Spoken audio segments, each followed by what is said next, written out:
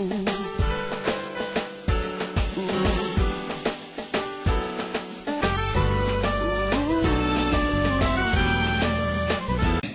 va lire ce matin dans un texte dans l'Ancien Testament. Donc l'Ancienne Alliance, bon, le mot testament convient, c'est par rapport à la mort. Hein, quand on dit un testament est valable, dès l'instant qu'il y a une mort. On veut dire que quand on dit l'ancien, c'est pas dire que c'était tellement ancien, on a pu consulter, mais c'est dire que avant que nous, on ne soit là, Dieu a parlé à d'autres personnes avant nous. C'est tout, voilà le mot. C'est tout. Alléluia. Mais donc l'ancienne alliance, et c'est aussi juste, et à l'époque, Dieu a parlé à Abraham, à Isaac, ses hommes, mais sur la base du symbolisme, parce que le sang qui coulait, c'était le sang des animaux. Cependant, ils ont été exhaustés, mais ce sang annonçait le meilleur. Merci encore faire le texte. Et l'élément central dans sa révélation, c'est la venue de Jésus. De quoi sa dernière parole est celle-ci: tout est accompli. Amen. Alléluia. Pour que nous soyons sauvés, pour que les Américains soient sauvés, les Français, les Africains, tout est Dieu a tout fait. Autrement dit, si on ne rentre pas, la faute n'est pas à nouveau de Dieu, c'est à notre niveau. Tout est accompli pour que nous soyons sauvés. Que Dieu soit béni. Cependant, si tout est accompli, mais par rapport à la destinée, par rapport à la marche, nous marchons par où? Vers New York, vous permettez le frère, vers Singapour, ou bien vers, c'est pas Paris, vers en Espagne, Madrid, ou bien vers l'Afrique, nous marchons par vers le ciel. Donc, même si le monde dit que tout chemin mène à Rome, c'est pas ça. Vous pouvez passer par Marseille, pas à Rome, passer par Barcelone, pas à Rome, c'est pas mauvais. Mais Jésus a dit: je suis le chemin, la vérité, la vie, il ne vient au Père que par moi. Donc nous marchons par aller vers le ciel. Autrement dit, et qui tient cette destinée? Est-ce le pasteur? Est-ce le conseil? C'est Dieu. Et à travers l'histoire de ceux qui ont marché avec Dieu, l'expression qu'on vient, ça doit nous enseigner. Alors Paul emploie un petit mot. On va lire le texte avant de lire le texte du jour. 1 Corinthiens 10. Aux ententes des prédicateurs, vous direz que l'histoire d'Israël, il y a un monsieur qu'on appelle dans le cadre de la théologie, M. Marcion. Il veut dire qu'ici dans ses écrits que le Dieu de l'Ancien Testament est un Dieu qui est méchant. Non, il a raison, il a tort. Parce que pour lui, quand il voit comment Dieu châtiait, mais Paul dit que l'histoire d'Israël, de ce parcours, depuis Noé, entre autres, Abraham, Isaac, les 40 ans dans le désert, Josué devant Jéricho, tout ce parcours, les prophètes, David devant Goliath, cette histoire est la nôtre. C'est dans leur parcours, il y a eu des hauts forts, des temps faibles. C'est pourquoi, frères et sœurs, j'ai dit son frère pour faire rire. Moi, personnellement, je n'accuse pas Judas. Mais ça a été écrit pour que nous puissions veiller. Si je ne veille pas, je peux faire pire que Judas. Mais ça a été écrit pour que nous puissions veiller. Alors Paul se tient en Romains, non, 1 Corinthiens 10, rapidement. 1 Corinthiens 10, j'aime ce verset-là. Au verset, enfin, en autre, au verset 1 Corinthiens 10, au verset 6. Il dit: or, ces choses sont arrivées pour nous servir d'exemple, de modèle. Quelle chose? L'histoire d'Israël, leur parcours, afin que nous n'ayons pas de mauvais désirs comme ils en ont eu. Et ce matin, on va prendre cette histoire d'Israël, entre autres. L'un de ces épisodes-là, de leur parcours, c'est juste avant de traverser la mer Rouge. Qu'est-ce qui s'est passé? Enfin, vous savez, pour tout prédicateur, quand on prie, bon, Dieu met dans son texte qu'il a mis sur mon cœur, pour nous ce matin. Est-ce que ça vous convient? Ça me convient, je ne sais pas. Mais ce matin, Dieu, à travers cette histoire, il va me parler, il va nous parler. Que Dieu soit béni. Donc, prenons nos Bibles dans Exode chapitre 14. Exode 14, à partir du verset 1er. On ne va pas lire tout le texte, mais en parcourant le texte avec la pensée, les pensées qu'on va avoir, on va davantage lire les versets compte tenu du temps. Exode 14, le mot veut dire, Exode veut dire le mot sorti.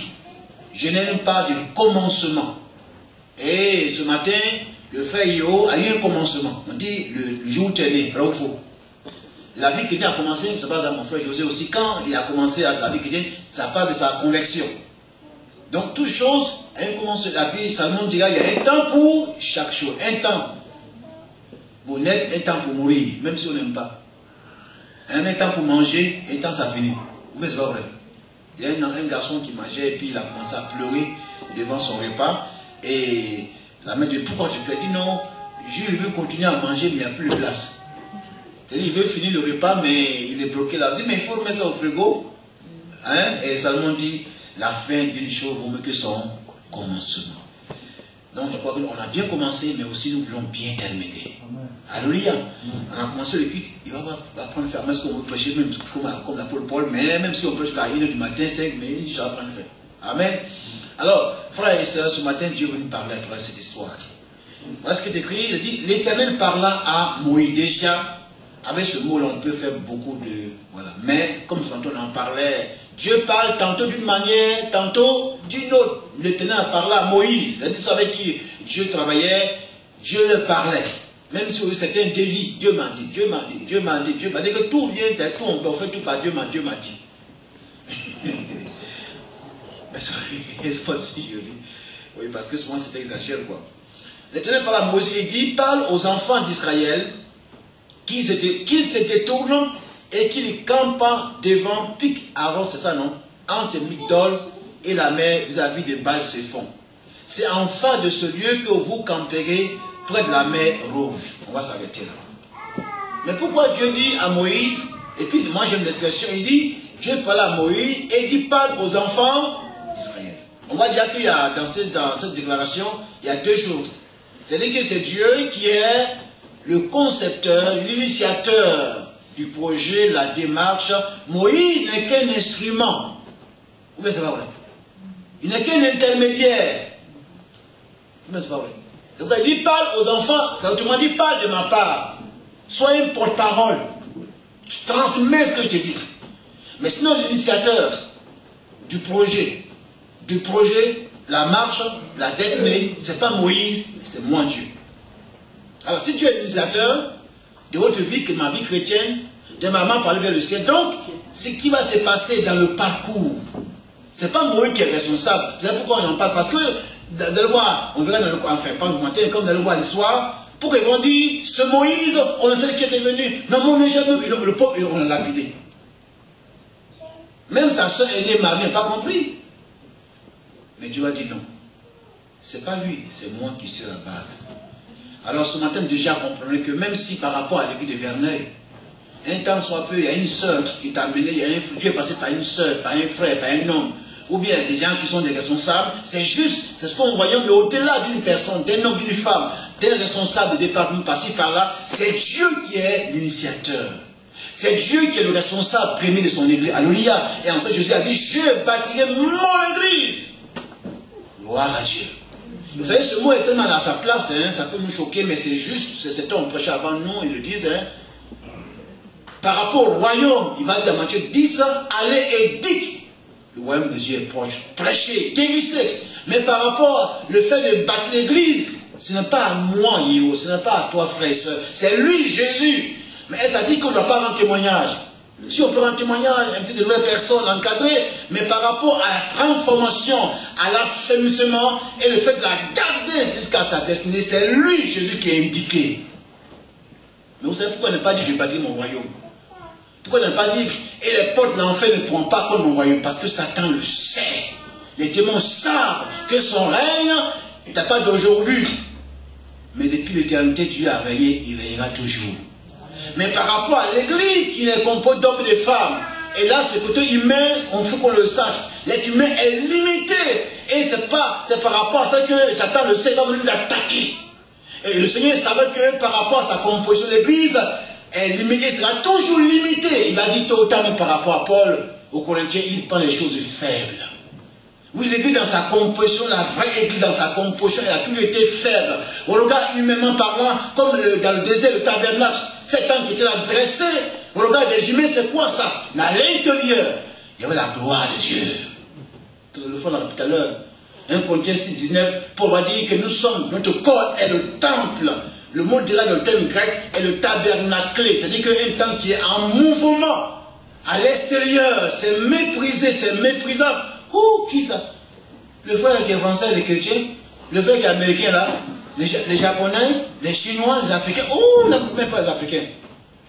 Mais à travers ces vases, il y a une puissance, une gloire. Et c'est par rapport à ça que Satan va attaquer. Parce que l'humain est limité.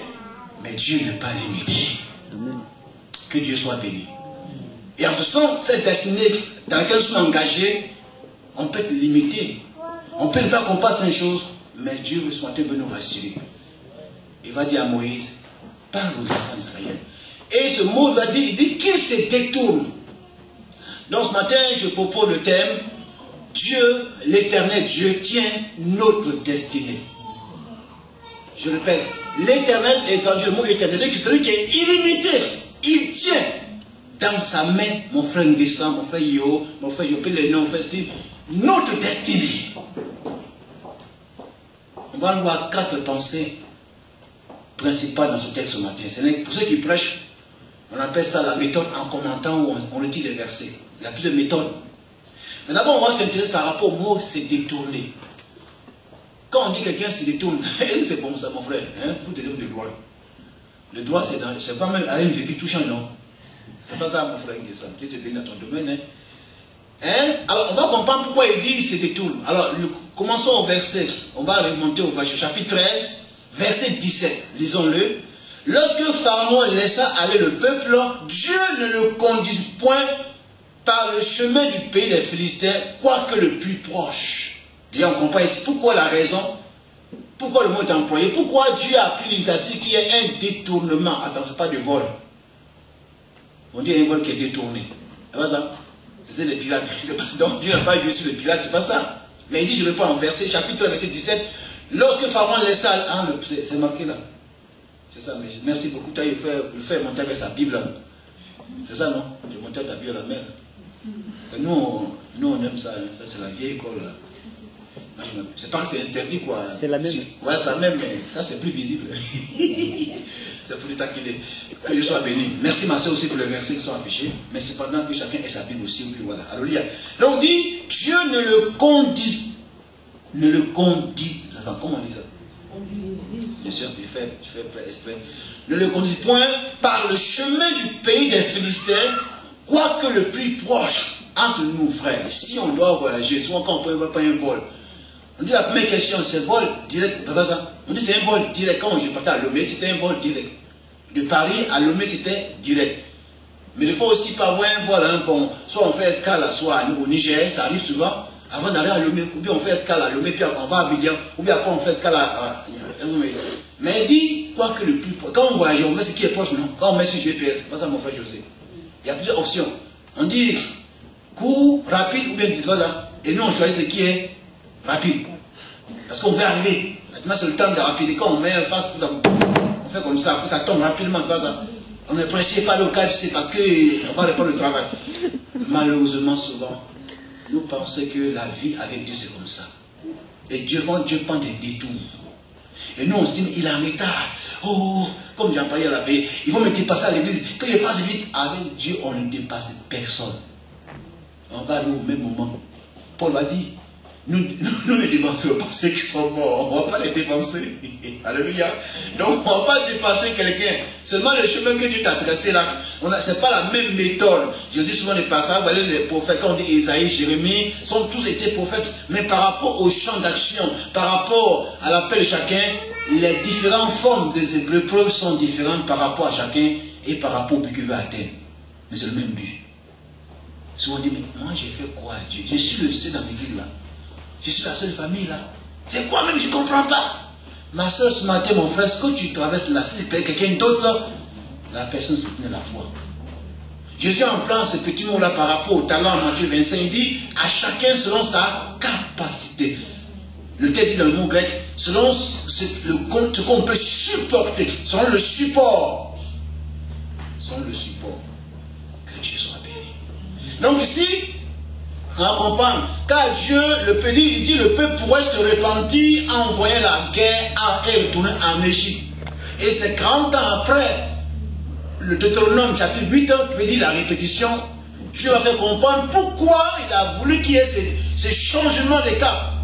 Et pour l'heure, Nous ne comprenons pas. Mais je ne comprends pas. Mais tu ne comprends pas. Paul va dire, rappelez ça, c'est un mot. Romains 8, verset 28. Toute chose concourt bien, une version dira, toute chose coopère, travaille. Ou bien Dieu, sur toute occasion, pour amener l'accomplissement de son plan à ton égard. Toute chose. Mais pas le péché, hein, c'est pas ça. Verset 18 là. Mais Dieu fit faire au peuple un détour par le chemin du désert, vers la mer Rouge. Les enfants montèrent en âme hors du pays d'Égypte. Dieu fit faire un détour. Donc, ce détour-là, ce n'est pas Moïse qui a pris l'initiative, d'après moi. Ce n'est pas le conseil des sages. Il y en avait aussi. C'est Dieu dit, il parle aux enfants d'Israël, qu'ils se détournent. Donc, c'est la première pensée qu'on retient. Je vous l'ai dit dans le texte là. La première pensée, j'ai noté sur mon cas ici. Alors, chers frères et sœurs, le choix, ou bien il choisit la bonne direction qui nous convient. Vous êtes d'accord avec moi? Dieu sait ce qui me convient, ce qui te convient. Et même dans le même pays, même dans le même contexte évangélique, la ville, l'église de Verneuil est différente dans le choix de conduite par rapport à celle de Sergi, de Aubervilliers, on peut y par-ci, par-là. Et dans l'église de Verneuil, il y a plusieurs familles, il y a plusieurs frères, il y a plusieurs sœurs. Que Dieu soit béni. Mais aussi Dieu voit que il peut aussi aller que nous-mêmes, on fasse ce choix de ces détours. Il a dit au chapitre 3 de l'Exode, permettez, je l'ai fait que c'était rapidement. Après le verset 1, il dit Moïse faisait perdre le troupeau de son beau-père Jéthro, je paraphrase. Et puis il dit, il met le troupeau derrière le désert et il vint à la montagne de Dieu. C'est une expression, on veut dire que c'est la montagne là où Dieu se révèle. Il a dit au verset 2, l'ange de l'Éternel lui apparut dans une flamme de feu au milieu d'un buisson. Moïse regarda et voici le buisson était tout en feu. Le buisson ne se consumait point rapidement. Verset 3, Moïse dit, je veux me détourner. C'est le même mot. Pour voir quelle est cette grande vision. Et pourquoi le buisson ne se consumait point. Verset 4, Exode chapitre 3 dit, l'Éternel vit qu'il se détournait pour voir, et Dieu l'appela du milieu. Mais pourquoi Dieu parle comme ça, frère et soeur? Ici, Dieu dit à Moïse qu'il se détourne. Mais avant, ici, le premier chapitre 14, Dieu aussi va venir vers Moïse, et m'a donné, dans sa présence, qui a voulu se détourner. Vous voyez, c'est le même mot qu'on a dans le même texte, mais ce n'est pas le même sens. Alors, souvent, on dit aux frères et sœurs, ça peut vous choquer. Moi, personnellement, j'ai peur de la bénédiction de Dieu que de l'épreuve. J'ai peur quand Dieu se manifeste de manière puissante de sa gloire, de sa puissance. C'est là, frères et sœurs, que si moi je ne veille pas, quand sa puissance, sa gloire, intense soit peu seulement, on est témoin, c'est là que si on ne veille pas, on peut prendre un détour. Il dit, Dieu, voyant que Moïse s'est détourné, Dieu l'appela. Que Dieu soit béni. Dans Matthieu chapitre 17, là, on appelle l'épisode de Pierre avec ses collègues là, qui sont à la montagne, des transfigurations, tellement été compte, il m'a dit, j'ai parfois, mais Seigneur, il faut que nous restions là. C'était un détour. Et des fois, on est sur la montagne, là, vrai. Mon frère dit ça. Ça arrive, même à la maison, ça arrive souvent, on est en train de prier, seul là, et puis on sent la présence de Dieu. On est tellement content, mais il est l'heure d'aller prendre le métro, le train, on n'a pas envie de partir, mais il faut partir. C'est pas vrai. Les grandes déviations, les grands détours qu'on peut entreprendre dans la marche chrétienne ne se sont jamais manifestés au temps du désert, au temps de l'épreuve. C'est au temps de la bénédiction. Et les grandes divisions, les grandes choses que l'Église a connues de manière mondiale, nationale, ce n'était pas en temps de stabilité, c'était en temps de croissance, vrai ou faux. Mais c'est dans là qu'il faut comprendre. En ces temps de croissance, en ces temps de gloire, la voie que tu as choisie pour me conduire, vous conduire, sera tout contraire à celle qui est. Humainement parlant, c'était un sage que, enfin, quand même Dieu, vous voyez, si on commence sa place, après il va passer plus de 400 ans. C'est comme si on dit, j'ai vu son livre qui n'est pas là-bas dans notre ville, là. La dame qui a passé plus de combien d'années, française là, au Mexique, comment s'appelle Florence, elle a écrit un livre là, j'ai lu avant-hier là. Elle dit, oui, l'innocence n'est jamais emprisonnée. Vous savez de quoi je parle, vous les deux de toi. L'innocent n'est jamais emprisonné. Elle veut dire, elle a écrit un livre que même si j'étais en prison, mais j'étais innocente. J'ai lu. On peut aussi lire les livres qui ne sont pas chrétiens, hein, pour prendre des leçons pour en parler à l'église. Alors, frères et sœurs, même on peut me s'arrêter ce matin-là. Par rapport à moi, je me le confesse, même si on est prédicateur, il y a des choses qu'on ne peut pas comprendre. Il y a des décisions, des voies dans lesquelles tu vas me pousser à entrer, l'église, le conseil, ma famille, toi, on ne peut pas comprendre. Seulement, faisons confiance à Dieu. Dieu souvent choisit qui est un détour. Frère, ce que tu vis actuellement, est-ce que c'est un détour? Ma soeur, ce que tu vis à ton mari, votre famille, votre église, votre vie, à tous égards.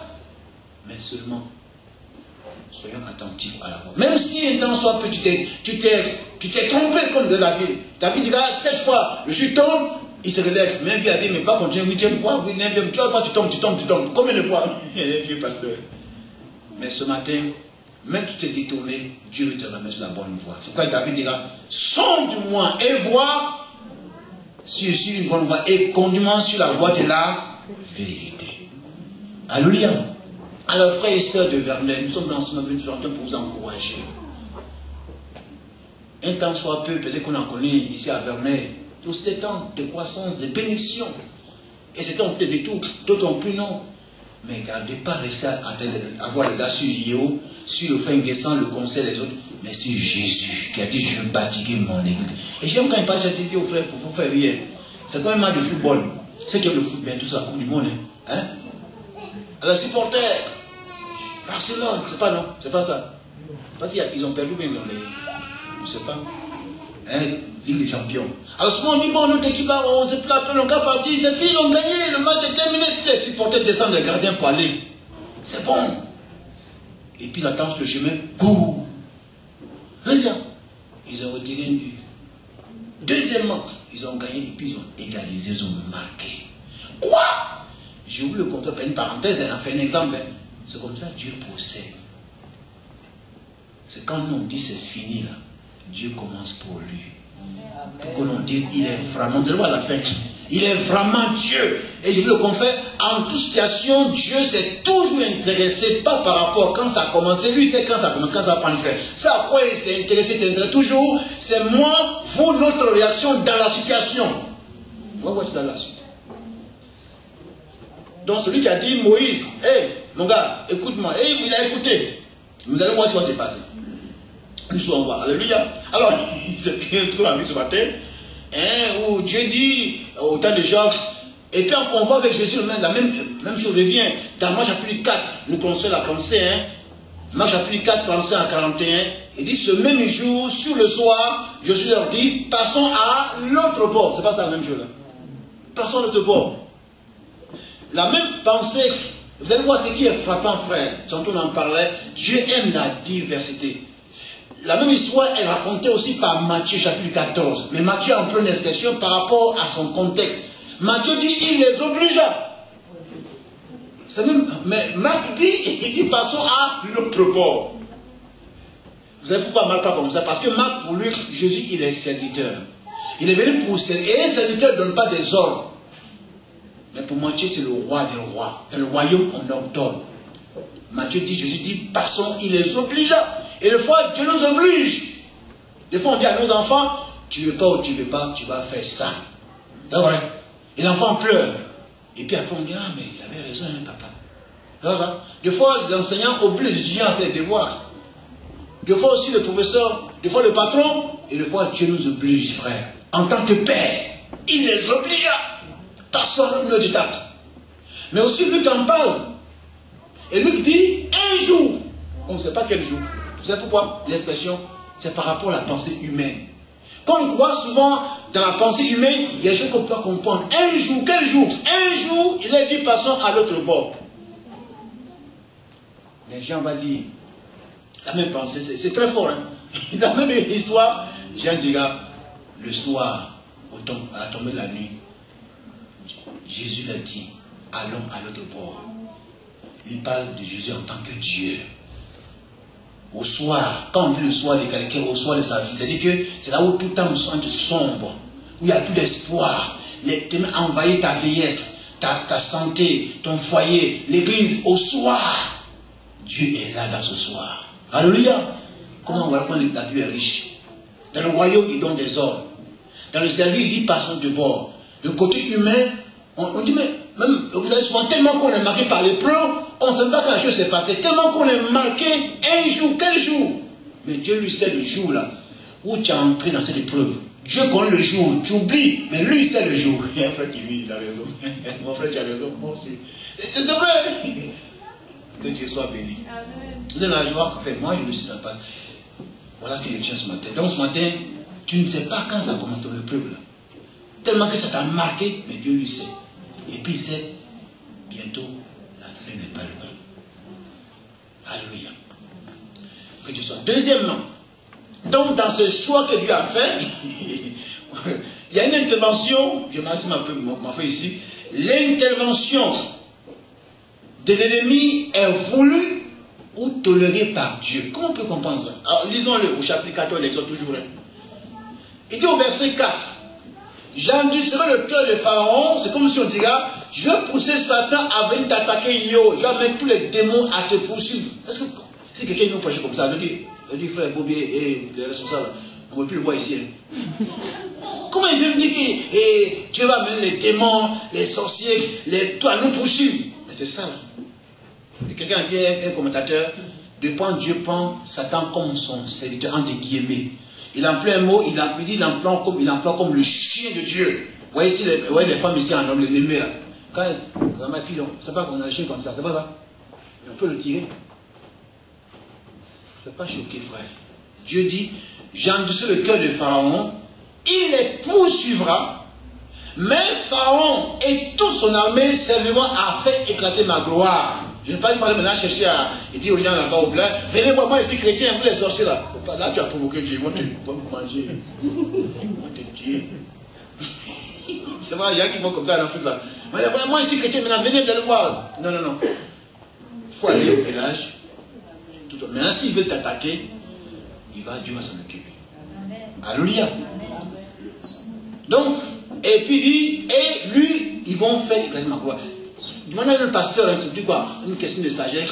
On appelle ça en théologie la providence divine. On peut ça souveraineté, voilà, pardon. Il y a des choses que Dieu autorise. Il y a souvent que Dieu laisse faire. Mais qu'il est autorisé, ou bien qu'il est laissé faire. On va voir tout à l'heure, on va voir à la fin le but que Dieu poursuivait. Est-ce que Pharaon a eu le dessus? Frère, entre nous, quel est le dessus dans la bataille là? Ma soeur, c'est Pharaon, mais c'est Dieu. C'est Dieu. Mais ici, assemblée, vous allez voir. Donc, ce matin, je ne sais pas qui te poursuit, ma soeur. Mais ne sois pas choqué. Puis, Paul va dire ceci, Paul va bien circoncire la chose.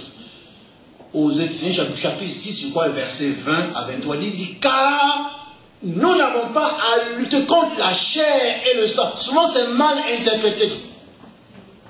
C'est lui qui me poursuit là, c'est le frère là, c'est la soeur là. Non.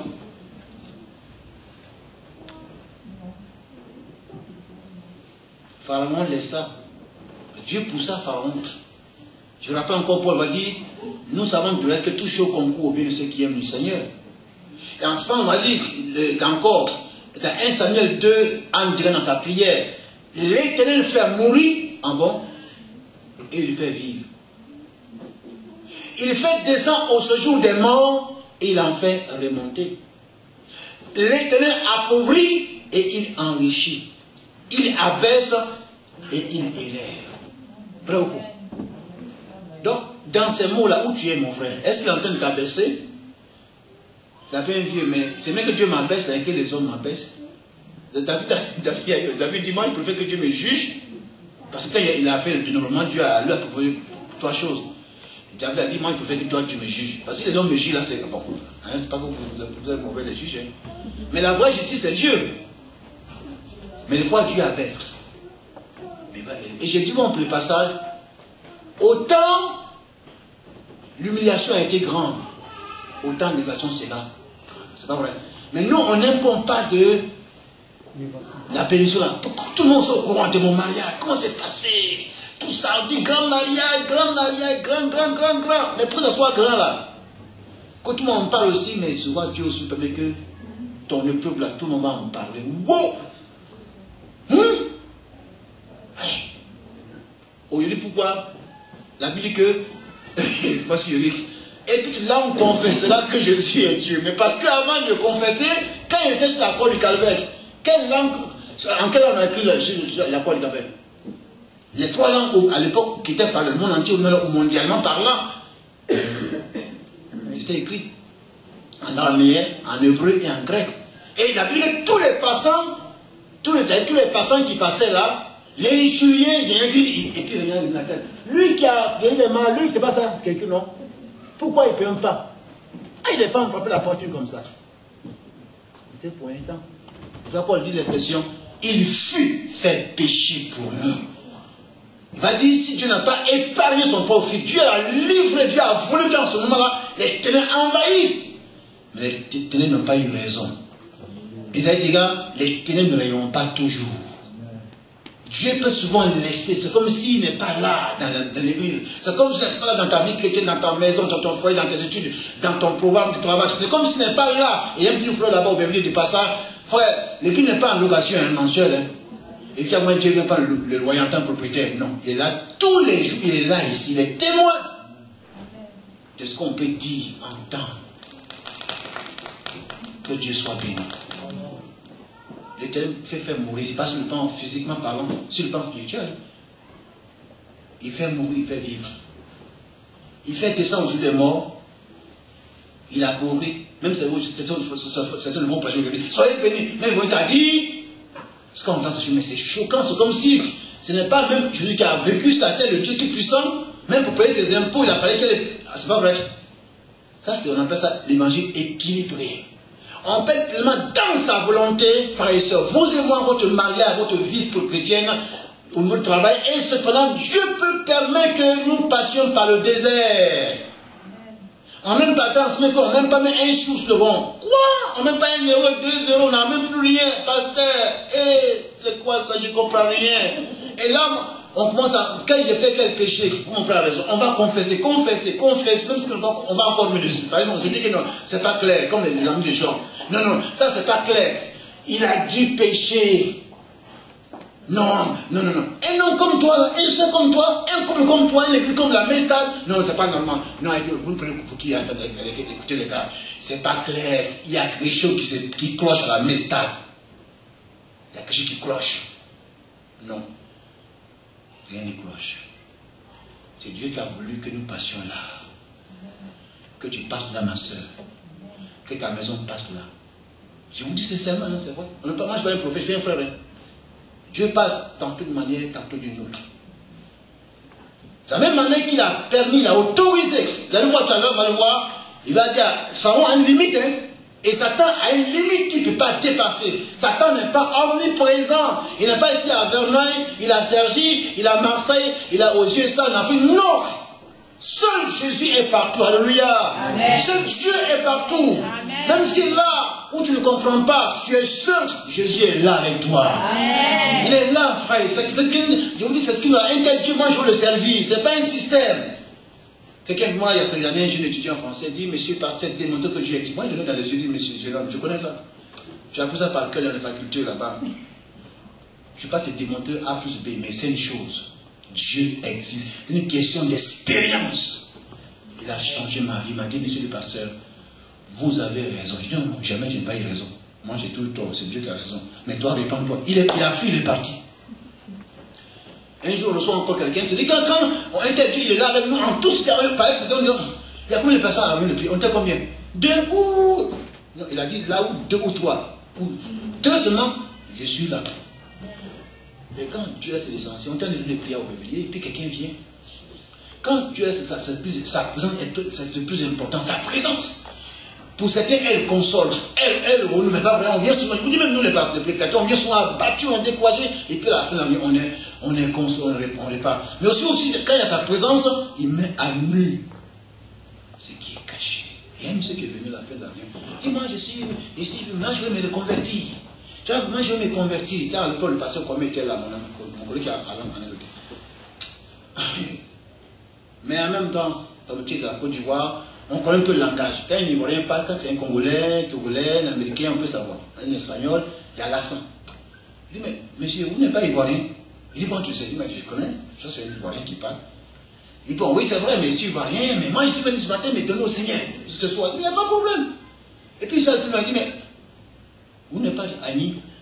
Ah, ça donne une région de la Côte d'Ivoire, à l'est. Il dit, comme vous avez dit, mais quand il n'y a pas, je peux savoir. En temps passé, on a été affecté par on a habitué à certaines langues du pays, donc je dis, toi tu as Agni. Et puis on continue.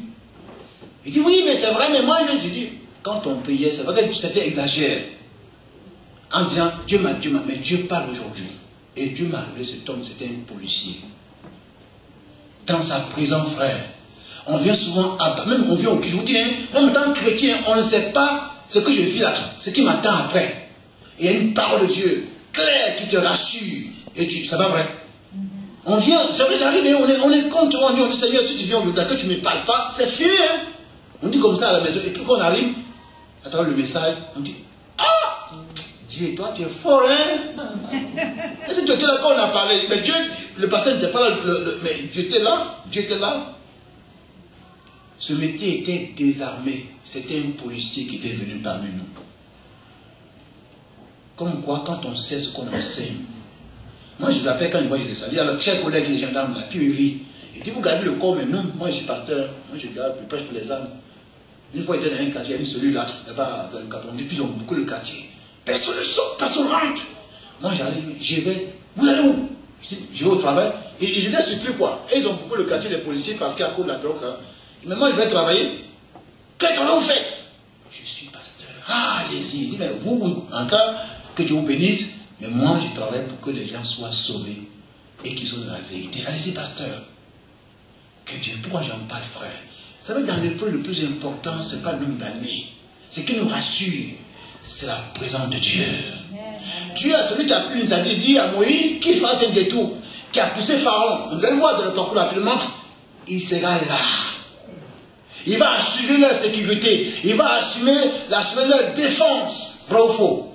Continuons. Il dit que, en annonçant au verset 5, au roi d'Égypte que le peuple avait pris la fuite. Alors le cœur de Pharaon et celui de ses serviteurs fit changer à l'égard du peuple. On dit, mais frère, je ne comprends pas.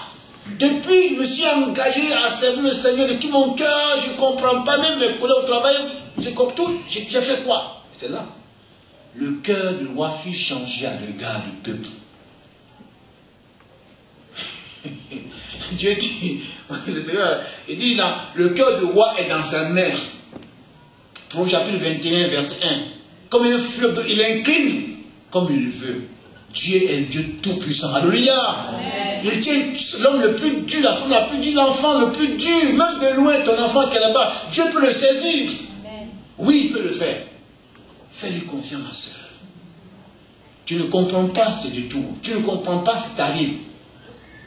C'est comme si, on dit le ciel s'est tombé dessus, tout ça charme comme toi. Il n'est pas absent de la barque. Quand on lit le texte de Marc là, où il dit que Jésus passant du port, il dit, il s'éleva une tempête, où était-je? Il y avait d'autres barques. Marc dit bien, il aime les détails. Marc dit, il y avait d'autres barques, il y avait d'autres barques. Mais la tempête s'est élevée où était Jésus? Comme on dira, il y avait d'autres familles chrétiennes. La tempête s'est élevée dans la famille chrétienne. Il y avait d'autres églises évangéliques. La tempête s'est élevée. Vous suivez, frères et sœurs. Où était Jésus? Et lui, qu'est-ce qu'il faisait? Il dormait. Est-ce que Dieu dort vraiment? Mais c'est sur le sens humain.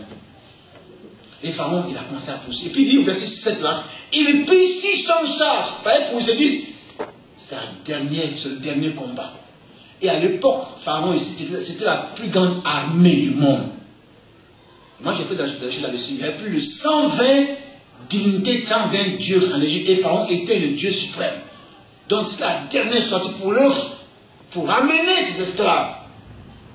Et c'est vrai souvent, je vous le confesse, le diable le fait ici, cette fois-ci-là. Non, non, il y a eu des petits combats, mais cette fois-ci, c'est un grand combat. Et puis Dieu rit. Et le Somme 2, il dit quoi? C'est écrit dans le Somme 2. Dieu rit, frère, pour rire. La foule des démons de Satan, des hommes, qu'est-ce qu'ils peuvent faire? Et pour eux, ça tenait les cartouches. Cette fois-ci, on va les avoir. On va voir ce foyer, là, cette église, c'est fini pour eux. Quand les gens ont été Jésus, pourquoi les pierres ont fui? Pour eux, c'est fini. Quand on leur a dit c'est fini, on dit on l'a mis la croix. C'est fini. Ils ont se caché. Quand l'homme dit c'est fini là, Dieu commence pour lui. Amen. Alléluia. Amen. Oui, c'est vrai, frère. Et Dieu aime ça. Il va dire à Gédéon, le peuple est trop nombreux. Dieu sait qu'il nous connaît, il connaît plus que vous. Pourquoi on dit, on a gêné, on a veillé, on a enseigné, on a prêché. Oui, il le sait, on a gêné, on a veillé. Mais c'est lui qui a fait croire. Pour pas que la gloire revienne à quelqu'un, Dieu seulement permet qu'il n'y a plus de carte, il n'y a plus de ressources. Oui, c'est fini. C'est terminé. C'est terminé. Hein. Comment on fait maintenant? On va battre. Et c'est dans cette chose qu'on va tout entendre. Il a dit, le verset 9, les Égyptiens les poursuivaient, tous les chevaux, etc. Verset 10, Pharaon approchait, les enfants d'Israël levaient les yeux, et voici, je paraphrase, et il y eut une grande frayeur, et criait à l'Éternel. Le troisième point. La peur et la frayeur manifestent notre humanité dans le parcours chrétien. Frères et sœurs, frères et sœurs, ce n'était pas ici un péché. La peur et la frayeur manifestent que nous sommes des humains. Dans le même bac là, messieurs, frères et sœurs, quand Jésus a commencé à marcher sur l'eau, ah, c'est un fantôme. C'est pas qu'ils ont commencé à trembler, il dit non. Rassurez-vous, c'est moi. Dans Acte 12, Pierre devait être livré bon, pour être tué le lendemain. Et il dit au chapitre 5, verset 5, à l'Église ne cessait d'adresser à Dieu des prières pour les œuvres. Soudainement, un ange est venu, il a libéré Pierre.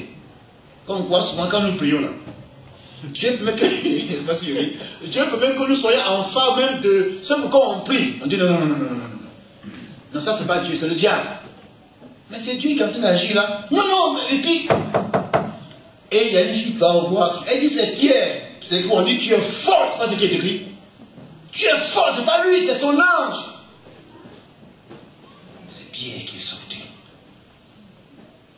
Ce matin, Dieu te dit c'est moi.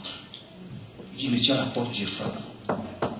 Ce que tu vis, c'est vrai que vous savez, vous, hein, je confesse tellement qu'on est passé dans l'épreuve, on a été tellement, on a souffert. Si on ne fait pas tentation, on est plus sensible à la voix de Dieu. Attention, on va même plus reconnaître que c'est Dieu qui est en train de nous parler, en train d'agir. Ils ont eu peur. Ce matin, tu as eu peur, ma soeur. C'est pas que tu as péché. Et souvent, Dieu permet que nous passions par là. Même parlant de Jésus, à la porte de la croix, il va dire, Père, toutefois, non parce que moi je veux cette coupe-là à boire, c'était l'humain qui parlait. Mais toutefois, ce que toi tu veux, Seigneur. La Bible dit, des anges vinrent pour le fortifier. Est-ce qu'on vient fortifier Dieu, mon frère Jésus? Est-ce qu'il y en a un peu fortifier Dieu? Non. Mais des anges sont venus pour fortifier Jésus, l'humain. Parce qu'il voyait la peur par rapport à cette croix. C'était Dieu à boire. Cette coupe-là, c'était frayeur de peur. Et ça montait là, sa limite en tant qu'humain. Mais en tant que Dieu, il n'a pas eu peur. Et des fois, Dieu permet que nous passions par là, que nous connaissions une peur. Je ne comprends pas. Il passait maintenant, il a peur. Mais c'est un humain.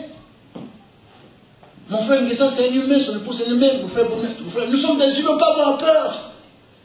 Et je vous le confesse, pour mieux expérimenter, pour qu'on soit témoin que c'est Dieu, il permet qu'on ait peur.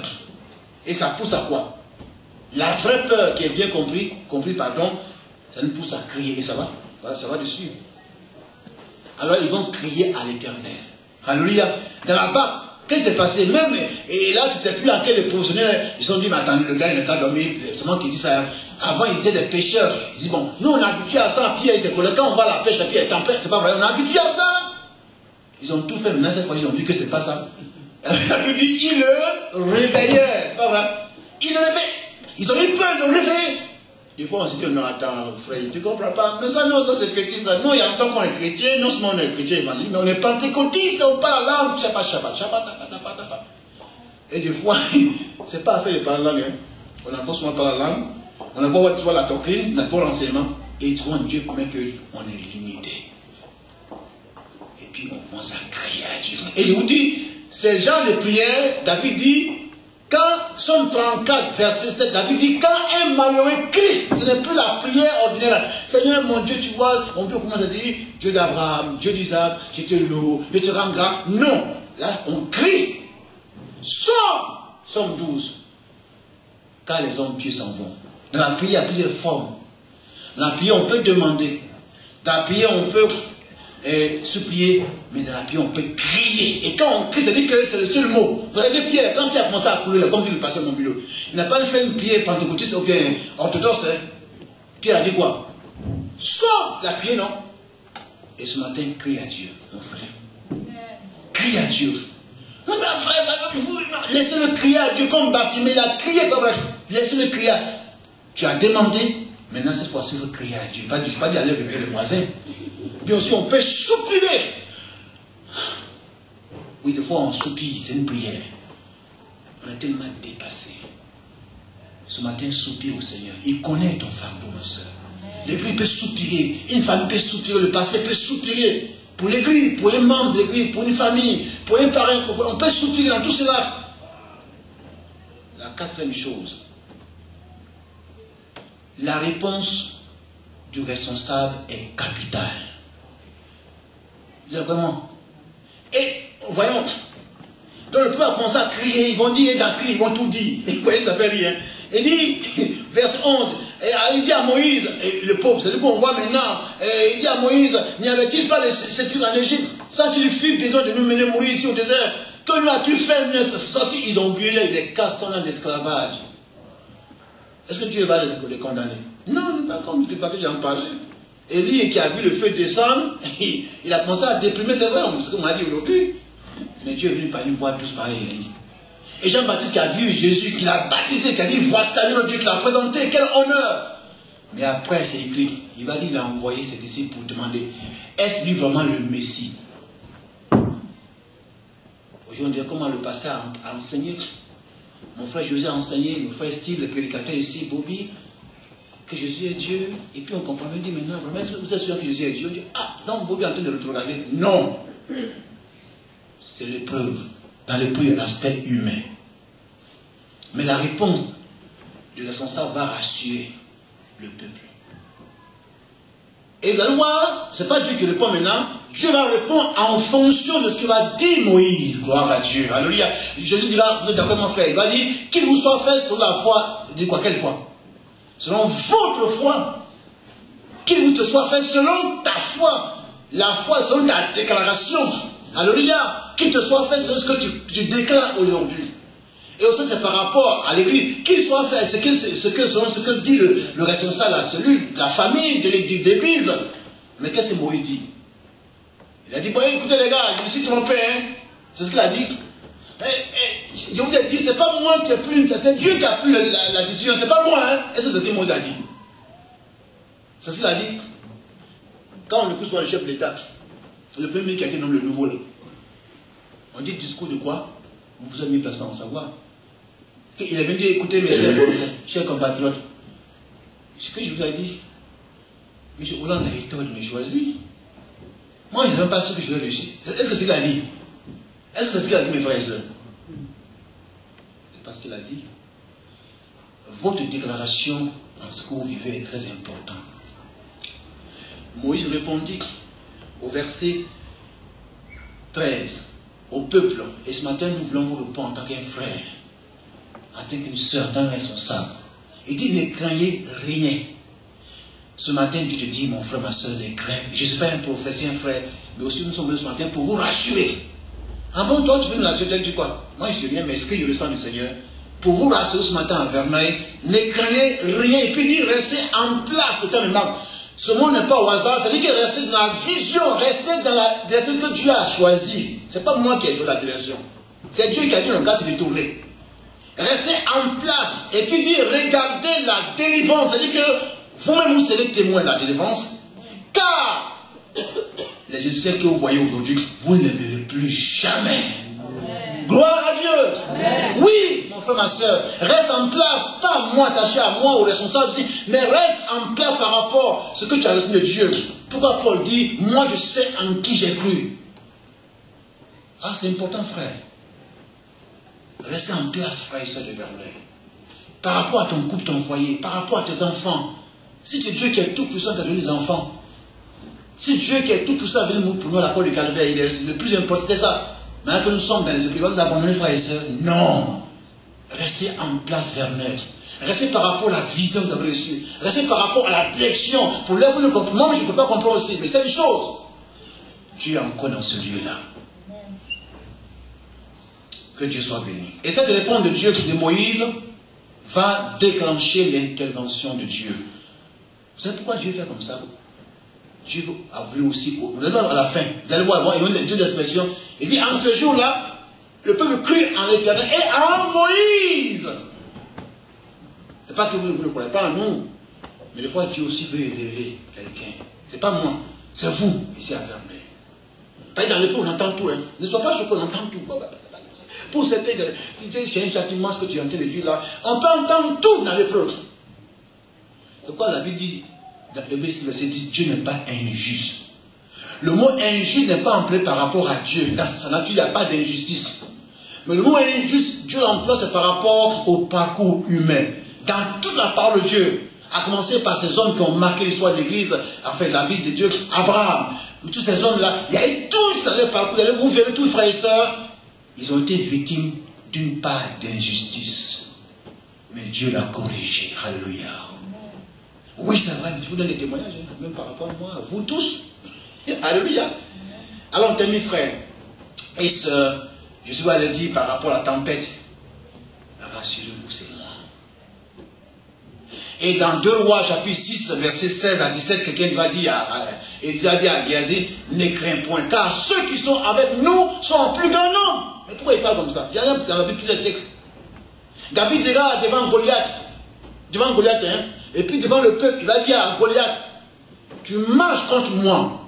Avec tout ce que vous savez, je paraphrase, maintenant je vais contre toi au nom de l'Éternel des armées. Et puis il dit, et en ce jour-là, le Dieu de l'Éternel des armées va te livrer et toute la terre sera. Mais qui donne? Pourquoi David parle ainsi? Et c'est par rapport à ça que la victoire a été déclarée. Et pour certains commentateurs, même la victoire sur Goliath là, ce n'était pas un combat de fond, c'était un combat là, c'est là que tout s'est passé. Dans cette déclaration-là, Goliath a été vaincu. C'est vrai, il a été vaincu. Il dit, tu veux contre moi tout le javelin, mais moi, je vais contre toi au nom de l'Éternel. Et puis il dit, et aujourd'hui, toute la terre saura que Israël a un Dieu. Est-ce que Dieu n'a pas confirmé? Qu'il vous soit fait selon votre foi. Amen. Alléluia. Amen. Et que de par rapport à Jésus, là où Jésus a vaincu le diable, c'est la croix du calvaire, il n'a fait que proclamer, c'est vrai, il a dit tout est accompli. Mais là où il a vaincu Satan, c'est dans le désert. La Bible l'expression, l'esprit le poussa. Et pourquoi Paul l'appelle le second Adam? Le premier, vous allez voir, a été de la même forme, le premier Adam. Il a été vaincu là. Le second est venu, mais il a triomphé. Et Paul dira, 1 Corinthiens 15, verset 49, de même que nous portons, vous dites, nous avons porté l'image du premier Adam. Moi, je vois ça. Nous portons l'image du second, nous n'avons pas un troisième. Parce que le second, il a vaincu. Et là où Jésus a vaincu le diable, c'est dans ce désert-là. Matthieu 4 dit, des ans, il vint le servir. Si là, il avait échoué, il ne peut pas aller à la croix du calvaire. Alors qu'il a fait que proclamer. Et ce matin, ce que tu vis, mon frère, ma soeur, ce que ta maison traverse, permettez, ce que ma maison traverse, ici aussi, je suis dans une maison, ce que nous traversons à l'église, au travail, par-ci, par-là, Dieu est prêt à agir en fonction de ta déclaration. Que Dieu soit béni. Alors c'est là qu'on voit la fin, là. Il y a un, vous voyez, c'est pas vrai, le 5e point, on voit qu'on sait le reste. Il dit au verset 30, j'aime l'expression, en ce jour, c'est pas au hasard, il y a un temps pour chaque chose, en ce jour, c'est-à-dire que, frère, ce n'est pas le, même si le mot emploie dans le langage humain, on dit la chance. T'as souri, mon frère, José. La chance, non, dans son langage, il n'y a pas, c'est pas au hasard, Dieu savait, la Bible emploie une expression, on dit, en ce temps, le Christ vint. Il est venu au moment opportun. En ce jour-là, Dieu dans sa pensée savait ce jour où Israël délivrait. D'ailleurs, quand Dieu a parlé à Abraham par rapport à ses descendants, il va dire à Abraham, tes descendants passeront combien? Il a précisé le nombre de jours, d'années, c'est pas vrai? Et après, ils reviendront. Il n'y a pas eu un jour de moins, de plus. Dieu a respecté ce jour de liberté par rapport à Israël. En Égypte, Pharaon a beau se agiter, mais ce jour-là, c'était ce jour. Et ce matin, je ne connais pas le jour, mais le jour que Dieu a décidé dans sa présence, mon frère, ma soeur, ce jour-là, aucune puissance, aucun démon, aucun conseil, aucun homme sur cette terre ne pourra arrêter cette main pour toi.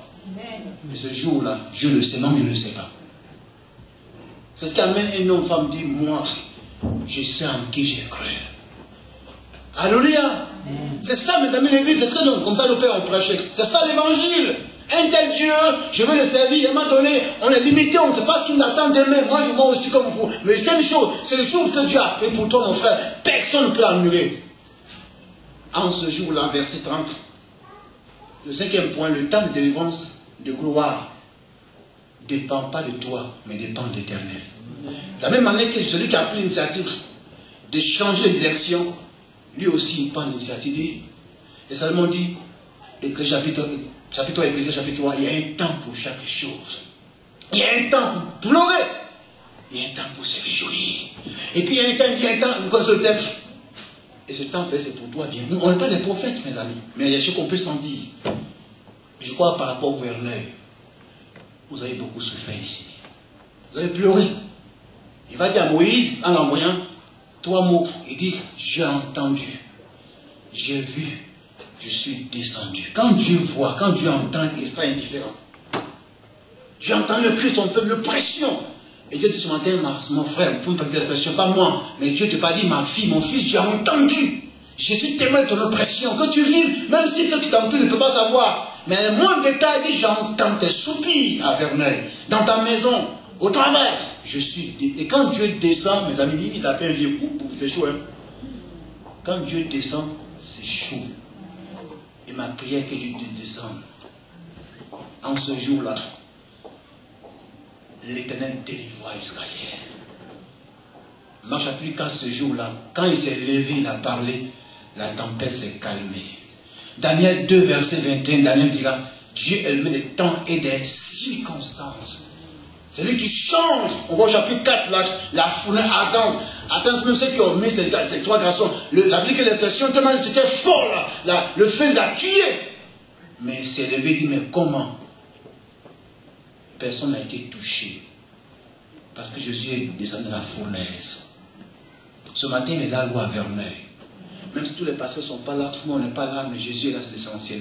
Dans ton foyer, il est là, toi, là, tes enfants, le parcours, le projet, il est là seulement. C'est ce qui vous rassure. Alléluia, qui nous rassure. Alléluia. Et il a dit ceci, et Israël vit sur le rivage. Pourquoi c'est dit? C'est-à-dire que, de la manière qu'Israël a été témoin de la direction de l'hébreu, et ils ont vu. Les apôtres diront tôt ou tard au Sanhédrin, nous on ne peut pas ne pas dire ce que nous avons vu et entendu. Qu'est-ce qu'ils ont vu? Ils ont vu le Seigneur prier. Alléluia. Ils l'ont vu transformer la gloire. Ils l'ont entendu. Donc ils ne peuvent pas ne pas dire. Oui, nous on peut dire un jour à des frères, à des sœurs. Oui, à Verneuil. On a été témoins. Job dira, mon oreille avait entendu parler de toi. Maintenant mon œil te voit. Mais pour le dire, maintenant Job, il a souffert de Job. Mais Dieu l'a vu. Pourquoi Dieu n'emploie pas l'expression par rapport à cette conclusion? Dieu n'a pas dit, et Dieu donna à Job le double de ce qu'il avait perdu. C'est ce qu'il a écrit, non. Et Dieu donna à Job le double de ce qu'il avait possédé. Comme quoi avec Dieu, on ne perd jamais. Les mots sont à leur place. Pour la pensée humaine, Job a beaucoup perdu. Mais Dieu, non. C'est Dieu qui avait donné et Dieu a ôté. Mais Dieu a donné plus que ça. Pour l'heure. Peut-être que tu as ôté, tu as perdu une partie de ta santé. Ça arrive. De l'estime. De la réputation que tu avais. On n'a pas le mal de toi. Tu as calomnié l'église, par-ci, par-là. Non, Dieu est témoin de ces choses. Ou Dieu va sur même permettre. C'est ça, Anne parlait. Il apaise. Il élève. Il fait descendre sur des morts. Voilà. Que Dieu soit béni. Je crois qu'on peut dire comme l'apôtre Paul. On va lire. Et on voit avec les disciples là, quand il y a la tempête, et puis qu'est-ce qu'ils disent? Eux-mêmes vont dire, qui est celui-ci à qui obéit même le vent et la tempête. Alors, dans Matthieu, il dit que dès qu'il montait, le vent c'est ça. Et il venait se prosterner. C'est Matthieu qui parle de ça. Mais Marc ne dit pas ça parce que pour Matthieu, c'est le roi. On se prosterne devant le roi qui maîtrise la situation. Mais Jean dira, ils sont venus pour le faire roi, comme Dieu. La même épisode. Donc, vous voyez, d'une famille d'une autre là, on vit les épreuves, mais ce que Dieu recherche, ce à quoi il s'intéresse, je me répète, c'est la fin de l'épreuve.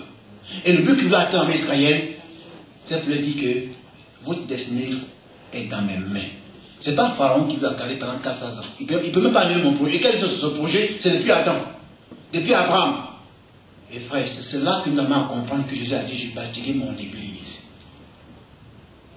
Gloire au Seigneur. Alléluia. Il montait dans la barque et la tempête cessa.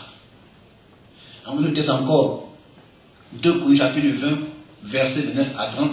Et là aussi, ils ont vécu au temps de Josaphat. Il dit, et la terreur de l'Éternel s'emparait de tous les royaumes d'environnement lorsqu'ils ont appris comment Dieu avait combattu. Et puis il dit, et son royaume fut en paix de tous côtés.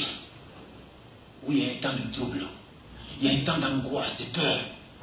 Mais Dieu est capable de dire ce matin, silence dans ce que tu traverses. Silence. Et il y a eu un grand calme. Que Dieu soit béni. En conclusion, frère, un seul verset. La conclusion ici, c'était pour dire le but que Dieu c'était ce but-là. C'est pourquoi Paul dit ce verset-là, je l'aime beaucoup comme d'autres aussi. Dans 1 Thessaloniciens chapitre 5, verset 23, merci de vous jeter de passer l'heure. 1 Thessaloniciens 5, verset 23, il va dire en toute situation, rendez grâce. Mon frère a raison, il y a des versets qu'on lit, Jésus a raison. Hein. Mais quand on lit, il y a certaines parties, on ne veut pas continuer à lire. 1 Thessaloniciens chapitre 5, verset 23. Je crois bien, je vais te dire. Non, c'est le verset 18, pardon. 1 Thessaloniciens 5, verset 18 là. Il dit, rendez grâce en toutes choses, car c'est à votre égard la volonté de Dieu en Jésus-Christ. 1 Thessaloniciens chapitre 5, verset 18. C'est-à-dire, autrement dit, dans une version, remerciez Dieu. Oh! Je ne comprends rien pour le moment là. Dieu a dit, mon cas, j'en ai cas, mon cas, tout ce que je vis, j'ai qu'à remercier Dieu.